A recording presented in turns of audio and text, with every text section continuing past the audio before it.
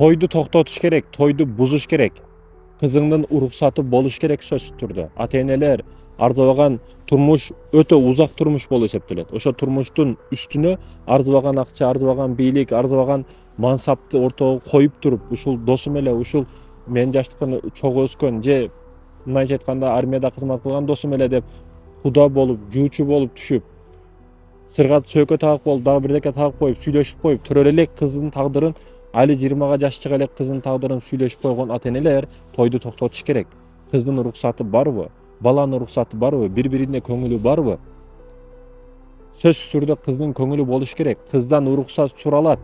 Уруксат берилбесе ага тийбейт кыз. Кызда каалоо бар. Эрге тийип чыккан эжеден кеңешилет. Тиесим тийбейсиң деп кеңеш курулат. Ал эми кыздан, турмушка чыга элек кыздан уруксат суралат. Муну билип алышыбыз керек. Тойду бузуш керек, токтотуш керек мындай тойду. Эгерде каалоосу болбосо, көңүлү болбосо, узакка барбайт. Ошондуктан ата-энелер арзыбаган, мындайча айтканда, дүйнөлүк матактарды деп, дүйнөлүк буюмдарды деп кызыңардын тагдырына балта чаппагыла. Кээ бирөөлөр ушул досум эле, мен ушул досума берем кызымды дейт да. Бул байдын баласы, ушуга тийишиң керек. Турмуш деген ушундай, баардыгы акчага келип такалат. Башка менен корбогончо мынау менен зор жаша деп өз кызын мажбурлап бирөөгө зордуктап берет да. Мен ода берип койгонмун деп коет кээ бирөөлөр. Мен касам ичип койгонмун, мен лабыз берип койгонмун дейт да. Сен адамдын үстүнөн эч качан ода бере албайсың, лабыз бере албайсың, сөз бере албайсың.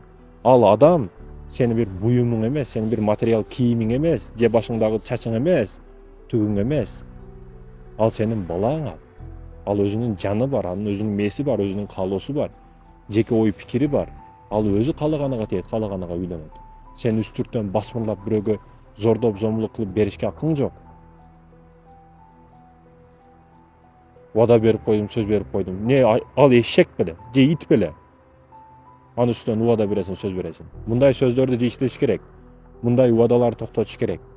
Сөз берерде, лабыз берерде ойлонуп бир себеп ылайыктуу болуш керек.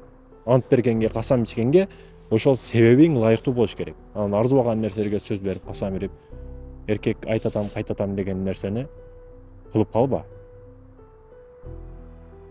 Ошондуктан ата-энелер зордоп, зомбулук кылып кызыңарды кордобогула. Эртең түмөгүң көтөрүлүп, кайра артка келип калбасын.